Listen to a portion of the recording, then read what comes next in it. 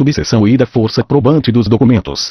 O documento público faz prova não só da sua formação, mas também dos fatos que o escrivão, o chefe de secretaria, o tabelião ou o servidor declarar que ocorreram em sua presença. Quando a lei exigir instrumento público como da substância do ato, nenhuma outra prova, por mais especial que seja, pode suprir-lhe a falta.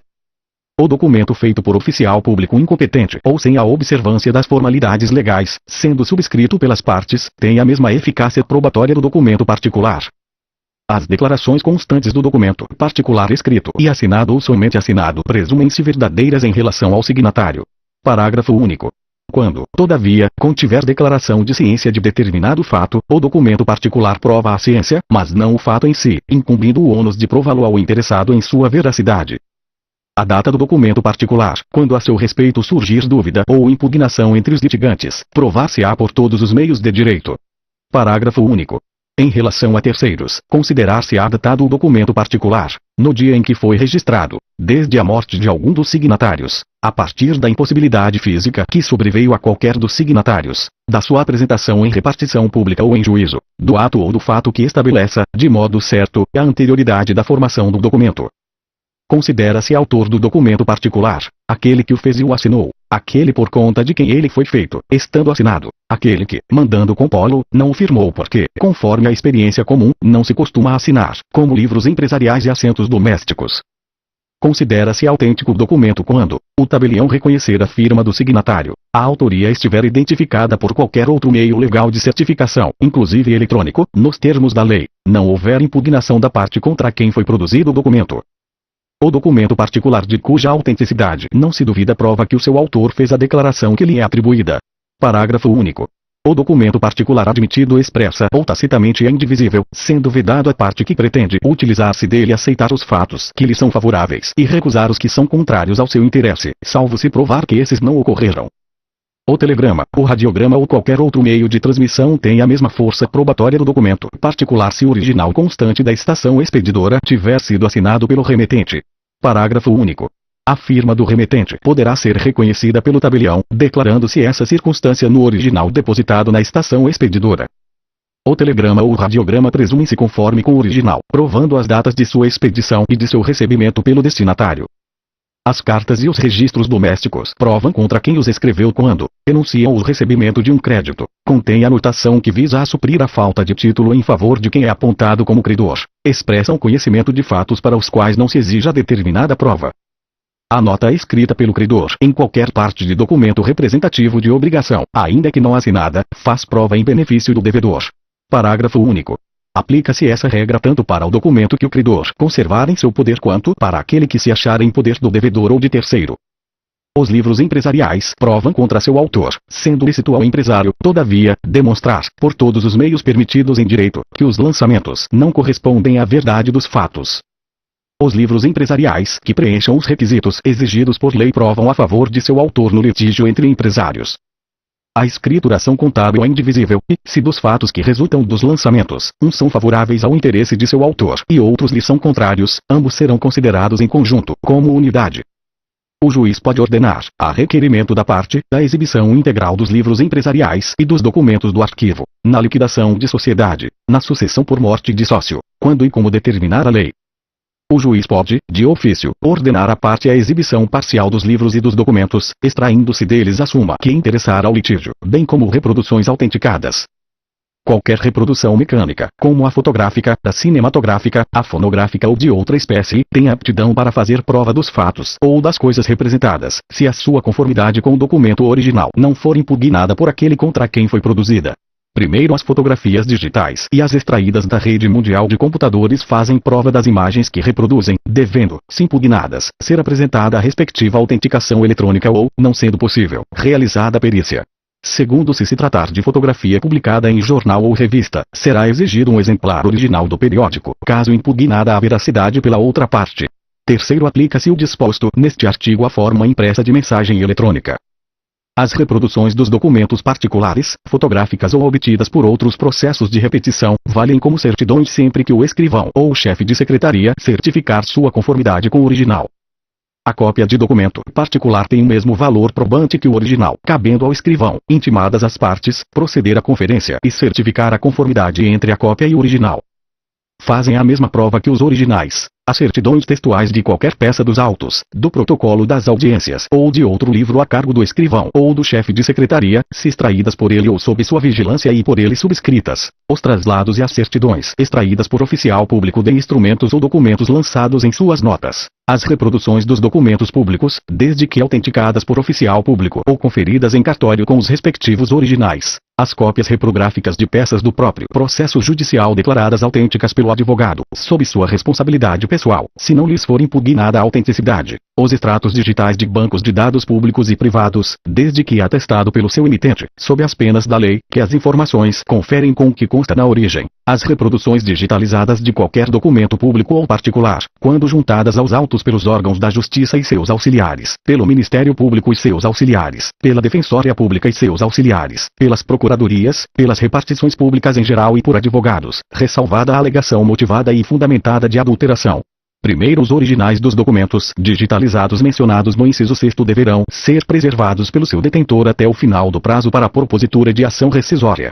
Segundo, tratando-se de cópia digital de título executivo extrajudicial ou de documento relevante à instrução do processo, o juiz poderá determinar seu depósito em cartório ou secretaria. O juiz apreciará fundamentadamente a fé que deva merecer o documento, quando em ponto substancial e sem ressalva contiver entrelinha, emenda, borrão ou cancelamento. Cessa a fé do documento público ou particular sendo-lhe declarada judicialmente a falsidade. Parágrafo único. A falsidade consiste em formar documento não verdadeiro, alterar documento verdadeiro. Cessa a fé do documento particular quando for impugnada sua autenticidade e enquanto não se comprovar sua veracidade, assinado em branco, for impugnado seu conteúdo por preenchimento abusivo. Parágrafo único. Dá-se-á abuso quando aquele que recebeu documento assinado com texto não escrito no todo ou em parte formá-lo ou completá-lo por si ou por meio de outrem, violando o pacto feito com o signatário. Incumbe o ônus da prova quando se tratar de falsidade de documento ou de preenchimento abusivo, a parte que a arguir. Se tratar de impugnação da autenticidade, a parte que produziu o documento.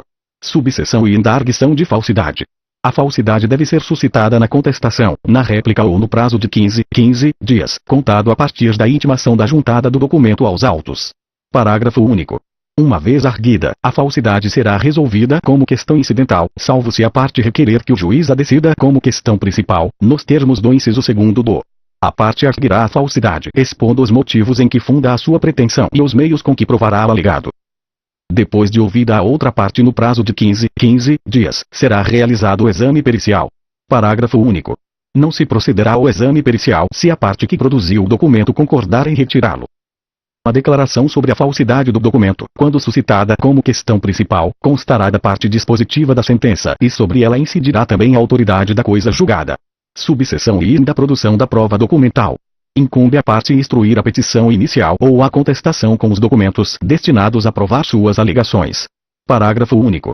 Quando o documento consistir em reprodução cinematográfica ou fonográfica, a parte deverá trazê-lo nos termos do caput, mas sua exposição será realizada em audiência, intimando-se previamente as partes. É lícito às partes, em qualquer tempo, juntar aos autos documentos novos, quando destinados a fazer prova de fatos ocorridos depois dos articulados ou para contrapô-los aos que foram produzidos nos autos. Parágrafo único. Admite-se também a juntada posterior de documentos formados após a petição inicial ou a contestação, bem como dos que se tornarão conhecidos, acessíveis ou disponíveis após esses atos, cabendo à parte que os produzir comprovar o motivo que a impediu de juntá-los anteriormente e incumbindo ao juiz, em qualquer caso, avaliar a conduta da parte de acordo com o art. 5. A parte, intimada a falar sobre documento constante dos autos, poderá impugnar a admissibilidade da prova documental, impugnar sua autenticidade, suscitar sua falsidade, com ou sem deflagração do incidente de arguição de falsidade, manifestar-se sobre seu conteúdo. Parágrafo único. Nas hipóteses dos incisos 2º e I, a impugnação deverá basear-se em argumentação específica, não se admitindo alegação genérica de falsidade. O réu manifestar-se-á na contestação sobre os documentos anexados à inicial, e o autor manifestar-se-á na réplica sobre os documentos anexados à contestação. Primeiro, sempre que uma das partes requerer a juntada de documento aos autos, o juiz ouvirá, a seu respeito, a outra parte, que disporá do prazo de 15 dias para adotar qualquer das posturas indicadas no. Segundo, poderá o juiz, a requerimento da parte, dilatar o prazo para manifestação sobre a prova documental produzida, levando em consideração a quantidade e a complexidade da documentação. O juiz requisitará as repartições públicas, em qualquer tempo ou grau de jurisdição, as certidões necessárias à prova das alegações das partes, os procedimentos administrativos nas causas em que forem interessados a União, os Estados, o Distrito Federal, os municípios ou entidades da administração indireta. Primeiro recebidos os autos, o juiz mandará extrair, no prazo máximo e improrrogável de 1 mês, certidões ou reproduções fotográficas das peças que indicar e das que forem indicadas pelas partes, e, em seguida, devolverá os autos à repartição de origem. Segundo, as repartições públicas poderão fornecer todos os documentos em meio eletrônico, conforme disposto em lei, certificando, pelo mesmo meio, que se trata de extrato fiel do que consta em seu banco de dados ou no documento digitalizado. Seção VI dos documentos eletrônicos. A utilização de documentos eletrônicos no processo convencional dependerá de sua conversão à forma impressa e da verificação de sua autenticidade, na forma da lei. O juiz apreciará o valor probante do documento eletrônico não convertido, assegurado às partes o acesso ao seu teor. Serão admitidos documentos eletrônicos produzidos e conservados com a observância da legislação específica. Seção X da prova testemunhal. Subseção I da admissibilidade e do valor da prova testemunhal. A prova testemunhal é sempre admissível, não dispondo a lei de modo diverso. O juiz indeferirá a inquirição de testemunhas sobre fatos, já provados por documento ou confissão da parte, que só por documento ou por exame pericial puderem ser provados. Nos casos em que a lei exigir prova escrita da obrigação, é admissível a prova testemunhal quando houver começo de prova por escrito, emanado da parte contra a qual se pretende produzir a prova. Também se admite a prova testemunhal quando o credor não pode ou não podia, moral ou materialmente, obter a prova escrita da obrigação, em casos como o de parentesco, de depósito necessário ou de hospedagem em hotel ou em razão das práticas comerciais do local onde contraída a obrigação. É lícito a parte provar com testemunhas, nos contratos simulados, a divergência entre a vontade real e a vontade declarada, nos contratos em geral, os vícios de consentimento. Podem depor como testemunhas todas as pessoas, exceto as incapazes, impedidas ou suspeitas.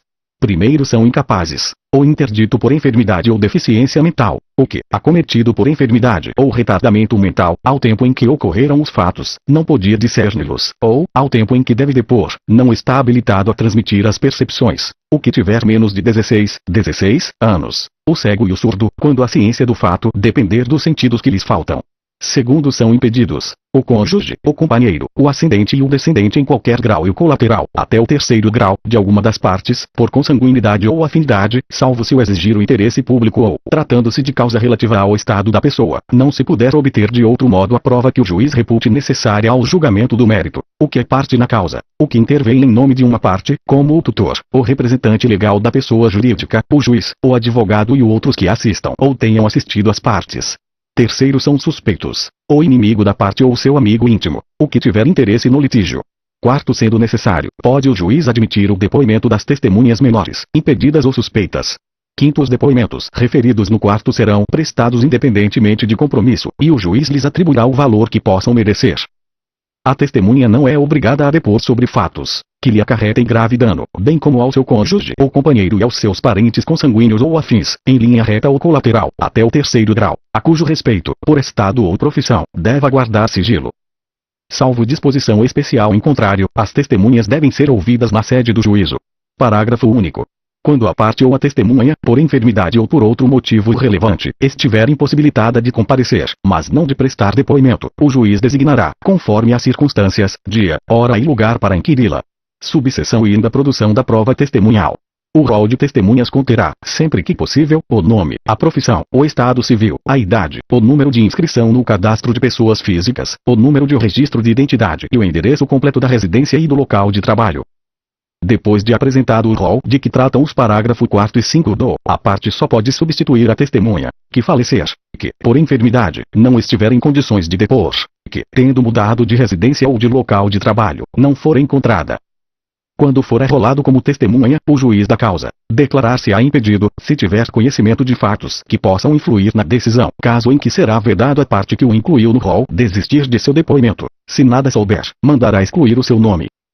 As testemunhas depõem, na audiência de instrução e julgamento, perante o juiz da causa, exceto as que prestam depoimento antecipadamente, as que são inquiridas por carta.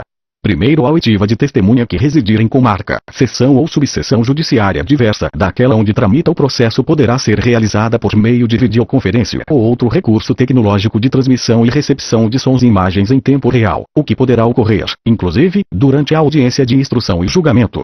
Segundo, os juízos deverão manter equipamento para a transmissão e recepção de sons e imagens a que se refere o primeiro. São inquiridos em sua residência ou onde exercem sua função o presidente e o vice-presidente da República, os ministros de Estado, os ministros do Supremo Tribunal Federal, os conselheiros do Conselho Nacional de Justiça e os ministros do Superior Tribunal de Justiça, do Superior Tribunal Militar, do Tribunal Superior Eleitoral, do Tribunal Superior do Trabalho e do Tribunal de Contas da União, o Procurador-Geral da República e os conselheiros do Conselho Nacional do Ministério Público, o Advogado-Geral da União, o Procurador-Geral do Estado, o Procurador-Geral do Município, o Defensor Público-Geral Federal e o Defensor Público-Geral do Estado, os senadores e os deputados federais, os governadores dos estados e do Distrito Federal, o prefeito, os deputados estaduais e distritais, os desembargadores dos tribunais de justiça, dos tribunais regionais federais, dos tribunais regionais do trabalho e dos tribunais regionais eleitorais e os conselheiros dos tribunais de contas dos estados e do Distrito Federal, o procurador-geral de justiça, o embaixador de país que, por lei ou tratado, concede idêntica prerrogativa a agente diplomático do Brasil. Primeiro, o juiz solicitará à autoridade que indique dia, hora e local a fim de ser inquirida, remetendo-lhe cópia da petição inicial ou da defesa oferecida pela parte que a arrolou como testemunha. Segundo, passado um mês sem manifestação da autoridade, o juiz designará dia, hora e local para o depoimento, preferencialmente na sede do juízo. Terceiro, o juiz também designará dia, hora e local para o depoimento, quando a autoridade não comparecer, injustificadamente, à sessão agendada para a colheita de seu testemunho no dia, hora e local por ela mesma indicados. Cabe ao advogado da parte informar ou intimar a testemunha por ele arrolada do dia, da hora e do local da audiência designada, dispensando-se a intimação do juízo.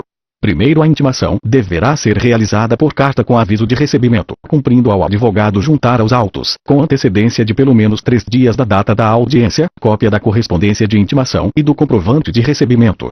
Segundo, a parte pode comprometer-se a levar a testemunha à audiência, independentemente da intimação de que trata o primeiro, presumindo-se, caso a testemunha não compareça, que a parte desistiu de sua inquirição. Terceiro, a inércia na realização da intimação a que se refere o primeiro importa a desistência da inquirição da testemunha.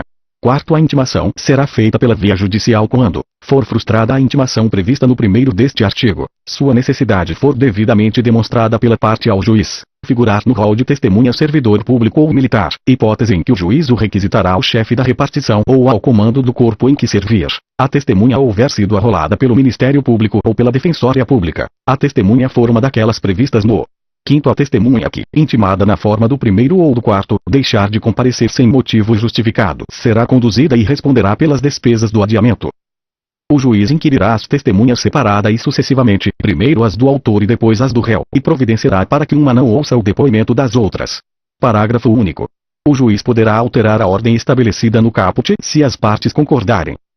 Antes de depor, a testemunha será qualificada, declarará ou confirmará seus dados e informará se tem relações de parentesco com a parte ou interesse no objeto do processo. Primeiro, é lícito a parte contraditar a testemunha, arguindo-lhe a incapacidade, ou impedimento ou a suspeição, bem como, caso a testemunha negue os fatos que lhe são imputados, provar a contradita com documentos ou com testemunhas, até 3, apresentadas no ato e inquiridas em separado. Segundo, sendo provados ou confessados os fatos a que se refere o primeiro, o juiz dispensará a testemunha ou lhe tomará o depoimento como informante. Terceiro, a testemunha pode requerer ao juiz que a escuse de depor, alegando os motivos previstos neste código, decidindo o juiz de plano após ouvidas as partes. Ao início da inquirição, a testemunha prestará o compromisso de dizer a verdade do que souber e lhe for perguntado. Parágrafo único. O juiz advertirá a testemunha que incorre em sanção penal quem faz afirmação falsa, cala ou oculta a verdade. As perguntas serão formuladas pelas partes diretamente à testemunha, começando pela que a arrolou, não admitindo o juiz aquelas que puderem induzir a resposta, não tiverem relação com as questões de fato objeto da atividade probatória ou importarem repetição de outra já respondida. Primeiro, o juiz poderá inquirir a testemunha tanto antes quanto depois da inquirição feita pelas partes. Segundo, as testemunhas devem ser tratadas com urbanidade, não se lhes fazendo perguntas ou considerações impertinentes, capciosas ou vexatórias. Terceiro, as perguntas que o juiz indeferir serão transcritas no termo, se a parte o requerer. O depoimento poderá ser documentado por meio de gravação. Primeiro, quando digitado ou registrado por taquigrafia, estenotipia ou outro método idôneo de documentação, o depoimento será assinado pelo juiz, pelo depoente e pelos procuradores. Segundo, se houver recurso em processo em autos não eletrônicos, o depoimento somente será digitado quando for impossível o envio de sua documentação eletrônica. Terceiro, tratando-se de autos eletrônicos, observar-se ao disposto neste Código e na legislação específica sobre a prática eletrônica de atos processuais. O juiz pode ordenar, de ofício ou a requerimento da parte, a inquirição de testemunhas referidas nas declarações da parte ou das testemunhas, a acariação de duas ou mais testemunhas ou de alguma delas com a parte, quando, sobre fato determinado que possa influir na decisão da causa, divergirem as suas declarações. Primeiro, os acareados serão reperguntados para que expliquem os pontos de divergência, reduzindo-se a termo o ato de acariação. Segundo, a acariação pode ser realizada por videoconferência ou por outro recurso tecnológico de transmissão de sons e imagens em tempo real. A testemunha pode requerer ao juiz o pagamento da despesa que efetuou para comparecimento à audiência, devendo a parte pagá-la logo que arbitrada ou depositá-la em cartório dentro de 3 dias. O depoimento prestado em juízo é considerado serviço público. Parágrafo único. A testemunha, quando sujeita ao regime da legislação trabalhista, não sofre, por comparecer à audiência, perda de salário nem desconto da prova pericial. A prova pericial consiste em exame, vistoria ou avaliação. Primeiro, o juiz indeferirá a perícia quando a prova do fato não depender de conhecimento especial de técnico, for desnecessária em vista de outras provas produzidas, a verificação for impraticável. Segundo, de ofício ou a requerimento das partes, o juiz poderá, em substituição à perícia, determinar a produção de prova técnica simplificada, quando o ponto controvertido for de menor complexidade. Terceiro, a prova técnica simplificada consistirá apenas na inquirição de especialista, pelo juiz, sobre ponto controvertido da causa que demande especial conhecimento científico ou técnico. Quarto, durante a arguição, o especialista, que deverá ter formação acadêmica específica na área objeto de seu depoimento, poderá valer-se de qualquer recurso tecnológico de transmissão de sons e imagens com o fim de esclarecer os pontos controvertidos da causa. O juiz nomeará perito especializado no objeto da perícia e fixará de imediato o prazo para a entrega do laudo. Primeiro, incumbe às partes, dentro de 15 dias contados da intimação do despacho de nomeação do perito, arguir o impedimento ou a suspeição do perito, se for o caso, indicar assistente técnico, apresentar quesitos. Segundo, ciente da nomeação, o perito apresentará em 5 dias proposta de honorários, currículo, com comprovação de especialização, contatos profissionais, em especial o endereço eletrônico, para onde serão dirigidas as intimações pessoais. Terceiro, as partes serão intimadas da proposta de honorários para, querendo, manifestar-se no prazo comum de 5 dias, após o que o juiz arbitrará o valor, intimando-se as partes para os fins do quarto. O juiz poderá autorizar o pagamento de até 50% dos honorários arbitrados a favor do perito no início dos trabalhos, devendo o remanescente ser pago apenas ao final, depois de entregue o laudo e prestados todos os esclarecimentos necessários. Quinto, quando a perícia for inconclusiva ou deficiente, o juiz poderá reduzir a remuneração inicialmente arbitrada para o trabalho. Sexto, quando tiver de realizar-se por carta, poder-se-á proceder à nomeação de perito e à indicação de assistentes técnicos no juízo ao qual se requisitar a perícia. O perito cumprirá escrupulosamente o encargo que lhe foi cometido, independentemente de termo de compromisso. Primeiro, os assistentes técnicos são de confiança da parte e não estão sujeitos a impedimento ou suspeição.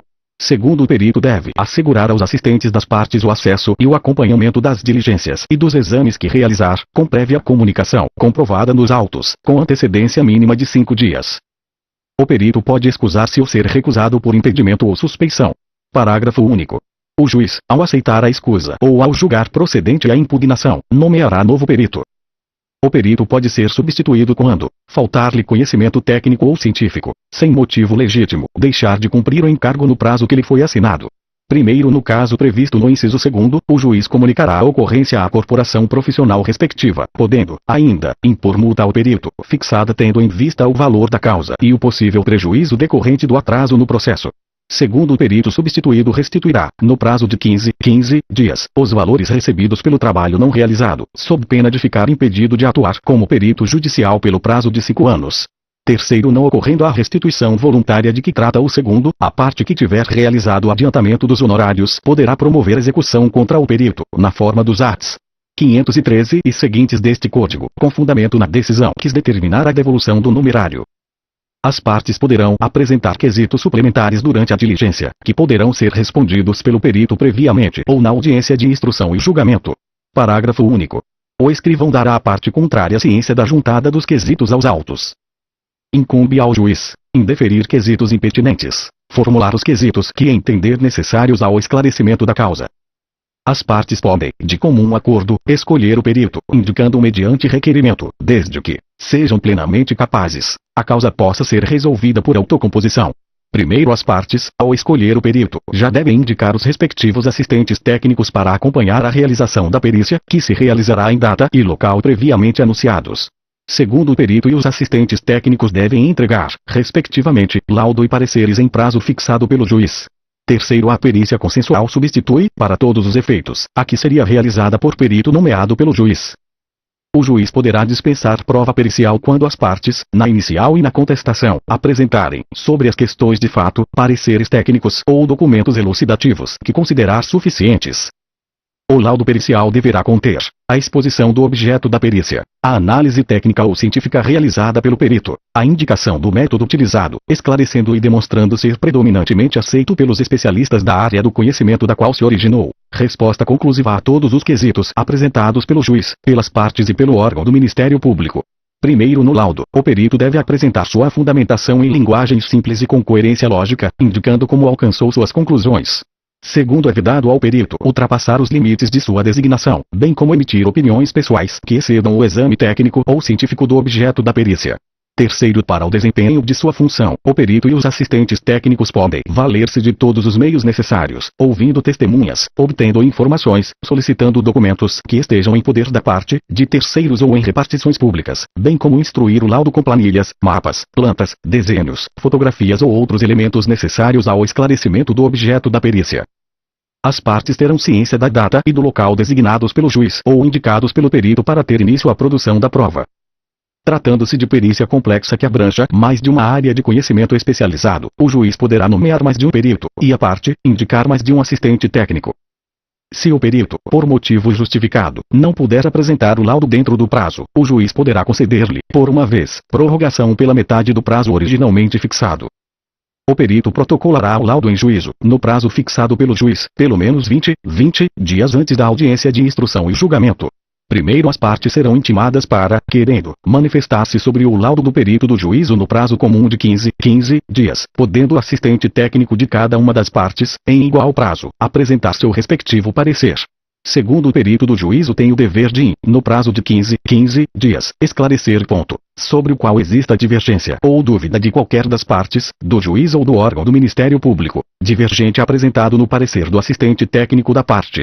Terceiro, se ainda houver necessidade de esclarecimentos, a parte requererá ao juiz que mande intimar o perito ou assistente técnico a comparecer à audiência de instrução e julgamento, formulando, desde logo, as perguntas, sob forma de quesitos. Quarto, o perito ou assistente técnico será intimado por meio eletrônico, com pelo menos 10 dias de antecedência da audiência. Quando o exame tiver por objeto a autenticidade ou a falsidade de documento ou for de natureza médico-legal, o perito será escolhido, de preferência, entre os técnicos dos estabelecimentos oficiais especializados, a cujos diretores o juiz autorizará a remessa dos autos, bem como do material sujeito a exame. Primeiro, nas hipóteses de gratuidade de justiça, os órgãos e as repartições oficiais deverão cumprir a determinação judicial com preferência, no prazo estabelecido. Segundo, a prorrogação do prazo referido no primeiro pode ser requerida motivadamente. Terceiro, quando o exame tiver por objeto a autenticidade da letra e da firma, o perito poderá requisitar, para efeito de comparação, documentos existentes em repartições públicas e, na falta destes, poderá requerer ao juiz que a pessoa a quem se atribuir a autoria do documento lance em folha de papel, por cópia ou sob ditado, dizeres diferentes, para fins de comparação. O juiz apreciará a prova pericial de acordo com o disposto no, indicando na sentença os motivos que o levaram a considerar ou a deixar de considerar as conclusões do laudo, levando em conta o método utilizado pelo perito. O juiz determinará, de ofício ou a requerimento da parte, a realização de nova perícia quando a matéria não estiver suficientemente esclarecida. Primeiro, a segunda perícia tem por objeto os mesmos fatos sobre os quais recaiu a primeira e destina-se a corrigir eventual omissão ou inexatidão dos resultados a que esta conduziu. Segundo, a segunda perícia rege-se pelas disposições estabelecidas para a primeira. Terceiro, a segunda perícia não substitui a primeira, cabendo ao juiz apreciar o valor de uma e de outra. Seção X da inspeção judicial. O juiz, de ofício ou a requerimento da parte, pode, em qualquer fase do processo, inspecionar pessoas ou coisas, a fim de se esclarecer sobre fato que interesse a decisão da causa. Ao realizar a inspeção, o juiz poderá ser assistido por um ou mais peritos. O juiz irá ao local onde se encontre a pessoa ou a coisa quando julgar necessário para a melhor verificação ou interpretação dos fatos que deva observar. A coisa não puder ser apresentada em juízo sem consideráveis despesas ou graves dificuldades. Determinar a reconstituição dos fatos. Parágrafo único. As partes têm sempre direito a assistir à inspeção, prestando esclarecimentos e fazendo observações que considerem de interesse para a causa. Concluída a diligência, o juiz mandará lavrar auto circunstanciado, mencionando nele tudo quanto for útil ao julgamento da causa. Parágrafo único. O auto poderá ser instruído com desenho, gráfico ou fotografia. Capítulo 13 da sentença e da coisa julgada, seção e disposições gerais. O juiz não resolverá o mérito quando indeferir a petição inicial, o processo ficar parado durante mais de um ano por negligência das partes, por não promover os atos e as diligências que lhe incumbir, o autor abandonar a causa por mais de 30 dias, verificar a ausência de pressupostos de constituição e de desenvolvimento válido e regular do processo, reconhecer a existência de perempção, de litispendência ou de coisa julgada, verificar a ausência de legitimidade ou de interesse processual, acolher a alegação de existência de convenção de arbitragem ou quando o juízo arbitral reconhecer sua competência, homologar a desistência da ação. Em caso de morte da parte, a ação for considerada intransmissível por disposição legal, e nos demais casos prescritos neste Código. Primeiro, nas hipóteses descritas nos incisos 2º e a parte será intimada pessoalmente para suprir a falta no prazo de 5 dias. Segundo, no caso do primeiro, quanto ao inciso 2º, as partes pagarão proporcionalmente as custas, e quanto ao inciso 3º, o autor será condenado ao pagamento das despesas e dos honorários de advogado. Terceiro, o juiz conhecerá de ofício da matéria constante dos incisos 4, v, x, em qualquer tempo e grau de jurisdição, enquanto não ocorrer o trânsito em julgado. Quarto, oferecida a contestação, o autor não poderá, sem o consentimento do réu, desistir da ação. Quinto, a desistência da ação pode ser apresentada até a sentença.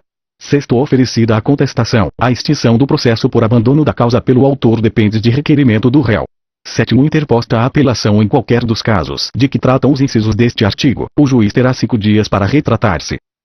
O pronunciamento judicial que não resolve o mérito não obsta a que a parte proponha de novo a ação.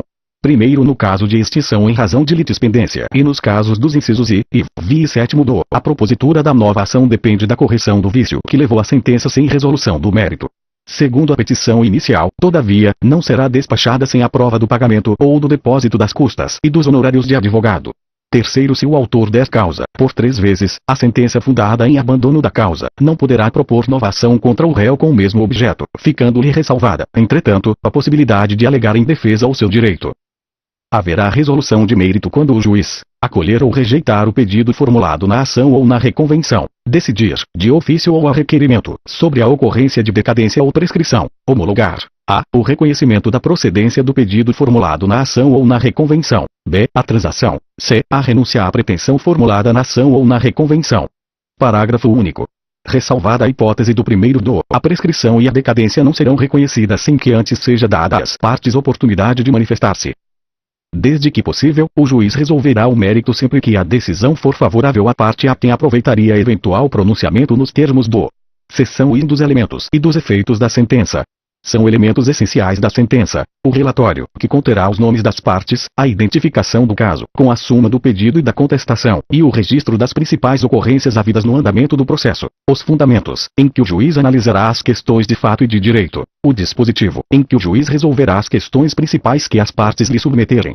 Primeiro, não se considera fundamentada qualquer decisão judicial, seja ela interlocutória, sentença ou acordo, que se limitar à indicação, à reprodução ou à paráfrase de ato normativo, sem explicar sua relação com a causa ou a questão decidida, empregar conceitos jurídicos indeterminados, sem explicar o motivo concreto de sua incidência no caso, invocar motivos que se prestariam a justificar qualquer outra decisão, não enfrentar todos os argumentos deduzidos no processo capazes de, em tese, infirmar a conclusão adotada pelo julgador, se limitar a invocar precedente ou enunciado de súmula, sem identificar seus fundamentos determinantes, nem demonstrar que o caso sob julgamento se ajusta àqueles fundamentos, deixar de seguir enunciado de súmula, jurisprudência ou precedente invocado pela parte, sem demonstrar a existência de distinção no caso em julgamento ou a superação do entendimento. Segundo, no caso de colisão entre normas, o juiz deve justificar o objeto e os critérios gerais da ponderação efetuada, denunciando as razões que autorizam a interferência na norma afastada e as premissas fáticas que fundamentam a conclusão. Terceiro, a decisão judicial deve ser interpretada a partir da conjugação de todos os seus elementos e em conformidade com o princípio da boa-fé. O juiz resolverá o mérito acolhendo ou rejeitando, no todo ou em parte, os pedidos formulados pelas partes.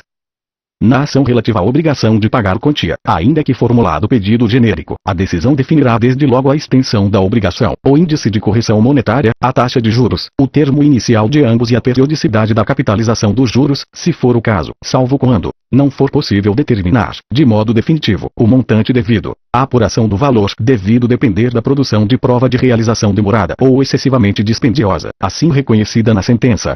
Primeiro, nos casos previstos neste artigo, seguir-se-á a apuração do valor devido por liquidação. Segundo o disposto no caput, também se aplica quando o acórdão alterar a sentença.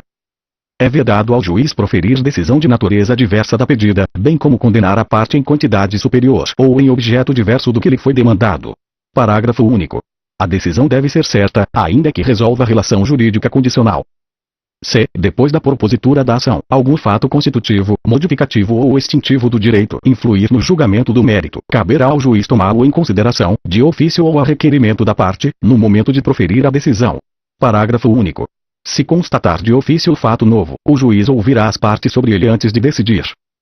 Publicada a sentença, o juiz só poderá alterá-la, para corrigir-lhe, de ofício ou a requerimento da parte, inexatidões materiais ou erros de cálculo, por meio de embargos de declaração. A decisão que condenar o réu ao pagamento de prestação consistente em dinheiro e a que determinar a conversão de prestação de fazer, de não fazer ou de dar coisa em prestação pecuniária valerão como título constitutivo de hipoteca judiciária. Primeiro, a decisão produz a hipoteca judiciária, embora a condenação seja genérica, ainda que o credor possa promover o cumprimento provisório da sentença ou esteja pendente resto sobre bem do devedor, mesmo que impugnada por recurso dotado de efeito suspensivo. Segundo, a hipoteca judiciária poderá ser realizada mediante a apresentação de cópia da sentença perante o cartório de registro imobiliário, independentemente de ordem judicial, de declaração expressa do juiz ou de demonstração de urgência. Terceiro, no prazo de até 15 dias da data de realização da hipoteca, a parte informá-la ao juízo da causa, que determinará a intimação da outra parte para que tome ciência do ato. Quarto, a hipoteca judiciária, uma vez constituída, implicará, para o credor hipotecário, o direito de preferência, quanto ao pagamento, em relação a outros credores, observada a prioridade no registro. Quinto, sobrevindo a reforma ou a invalidação da decisão que impôs o pagamento de quantia, a parte responderá, independentemente de culpa, pelos danos que a outra parte tiver sofrido em razão da constituição da garantia, devendo o valor da indenização ser liquidado e executado nos próprios autos. Cessão-lhe da remessa necessária. Está sujeita ao duplo grau de jurisdição, não produzindo efeito senão depois de confirmada pelo tribunal, a sentença, proferida contra a União, os Estados, o Distrito Federal, os municípios e suas respectivas autarquias e fundações de direito público, que julgar procedentes, no todo ou em parte, os embargos à execução fiscal. Primeiro, nos casos previstos neste artigo, não interposta a apelação no prazo legal, o juiz ordenará a remessa dos autos ao tribunal, e, se não o fizer, o presidente do respectivo tribunal avocá-los-á. Segundo, em qualquer dos casos referidos no primeiro, o tribunal julgará a remessa necessária.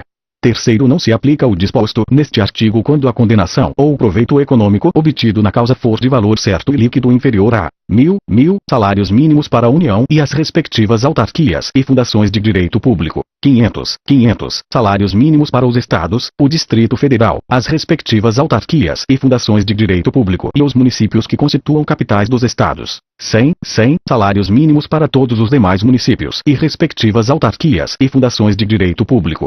Quarto, também não se aplica o disposto neste artigo quando a sentença estiver fundada em súmula de Tribunal Superior, acórdão proferido pelo Supremo Tribunal Federal ou pelo Superior Tribunal de Justiça em julgamento de recursos repetitivos, entendimento firmado em incidente de resolução de demandas repetitivas ou de assunção de competência, entendimento coincidente com orientação vinculante firmada no âmbito administrativo do próprio ente público, consolidada em manifestação, parecer ou súmula administrativa.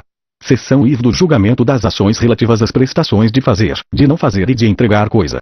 Na ação que tenha por objeto a prestação de fazer ou de não fazer, o juiz, se procedente o pedido, concederá a tutela específica ou determinará providências que assegurem a obtenção de tutela pelo resultado prático equivalente. Parágrafo único.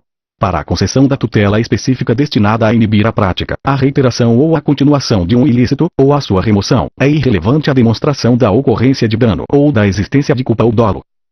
Na ação que tenha por objeto a entrega de coisa, o juiz, ao conceder a tutela específica, fixará o prazo para o cumprimento da obrigação. Parágrafo único.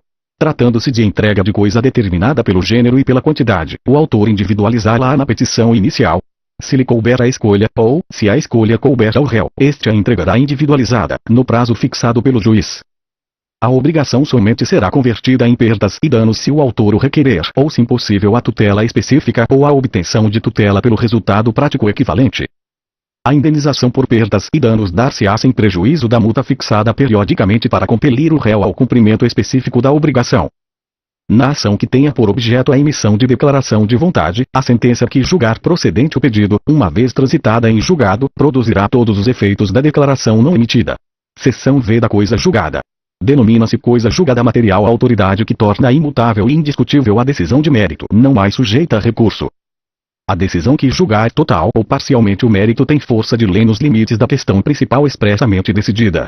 Primeiro o disposto no caput aplica-se a resolução de questão prejudicial, decidida expressa incidentemente no processo, se, dessa resolução depender o julgamento do mérito, a seu respeito tiver havido contraditório prévio e efetivo, não se aplicando no caso de revelia, o juízo tiver competência em razão da matéria e da pessoa para resolvê-la como questão principal. Segundo a hipótese do primeiro não se aplica se no processo houver restrições probatórias ou limitações à cognição que impeçam o aprofundamento da análise da questão prejudicial. Não fazem coisa julgada os motivos, ainda que importantes para determinar o alcance da parte dispositiva da sentença, a verdade dos fatos, estabelecida como fundamento da sentença. Nenhum juiz decidirá novamente as questões já decididas relativas à mesma lide, salvo, se, tratando-se de relação jurídica de trato continuado, sobreveio modificação no estado de fato ou de direito, caso em que poderá a parte pedir a revisão do que foi estatuído na sentença, nos demais casos prescritos em lei. A sentença faz coisa julgada às partes entre as quais é dada, não prejudicando terceiros. É vedado à parte discutir no curso do processo as questões já decididas a cujo respeito se operou a preclusão. Transitada em julgado a decisão de mérito, considerar-se-ão deduzidas e repelidas todas as alegações e as defesas que a parte poderia opor tanto ao acolhimento quanto à rejeição do pedido. Capítulo 14 da liquidação de sentença. Quando a sentença condenar ao pagamento de quantia ilíquida, proceder-se-á à sua liquidação, a requerimento do credor ou do devedor, por arbitramento, quando determinado pela sentença, convencionado pelas partes ou exigido pela natureza do objeto da liquidação, pelo procedimento comum, quando houver necessidade de alegar e provar fato novo. Primeiro, quando na sentença houver uma parte líquida e outra ilíquida, ao credor é lícito promover simultaneamente a execução daquela e, em autos apartados, a liquidação desta. Segundo, quando a apuração do valor depender apenas de cálculo aritmético, o credor poderá promover, desde logo, o cumprimento da sentença. Terceiro, o Conselho Nacional de Justiça desenvolverá e colocará à disposição dos interessados programa de atualização financeira. Quarto, na liquidação é vedado discutir de novo a lide ou modificar a sentença que a julgou. Na liquidação por arbitramento, o juiz intimará as partes para a apresentação de pareceres ou documentos elucidativos, no prazo que fixar, e, caso não possa decidir de plano, nomeará perito, observando-se, no que couber, o procedimento da prova pericial. Na liquidação pelo procedimento comum, o juiz determinará a intimação do requerido, na pessoa de seu advogado ou da sociedade de advogados a que estiver vinculado, para, querendo, apresentar contestação no prazo de 15 dias, observando-se, a seguir, no que couber, o disposto no livro 1º da parte especial deste Código. A liquidação poderá ser realizada na pendência de recurso, processando-se em autos apartados no juízo de origem, cumprindo ao liquidante instruir o pedido com cópias das peças processuais pertinentes. Título 2º do cumprimento da sentença. Capítulo 1º. Disposições gerais. O cumprimento da sentença será feito segundo as regras deste título, observando-se, no que couber e conforme a natureza da obrigação, o disposto no livro 2º da parte especial deste Código. Primeiro, o cumprimento da sentença, que reconhece o dever de pagar quantia, provisório ou definitivo, far-se-á a requerimento do exequente. Segundo, o devedor será intimado para cumprir a sentença, pelo Diário da Justiça, na pessoa de seu advogado constituído nos autos, por carta com aviso de recebimento, quando representado pela Defensoria Pública ou quando não tiver procurador constituído nos autos, ressalvada a hipótese do inciso 4º, por meio eletrônico, quando, no caso do primeiro do, não tiver procurador constituído nos autos por edital, quando, citado na forma do, tiver sido réu na fase de conhecimento. Terceiro, na hipótese do segundo, inciso 2º e, considera-se realizada a intimação quando o devedor houver mudado de endereço sem prévia comunicação ao juízo, observado o disposto no parágrafo único do. Quarto, se o requerimento a que alude o primeiro for formulado após 1 ano do trânsito em julgado da sentença, a intimação será feita na pessoa do devedor, por meio de carta com aviso de recebimento encaminhada ao endereço constante dos autos, observado o disposto no parágrafo único do e no 3º deste artigo. Quinto, o cumprimento da sentença não poderá ser promovido em face do fiador, do co-obrigado ou do corresponsável que não tiver participado da fase de conhecimento. Quando o juiz decidir relação jurídica sujeita à condição ou termo, o cumprimento da sentença dependerá de demonstração de que se realizou a condição ou de que ocorreu o termo.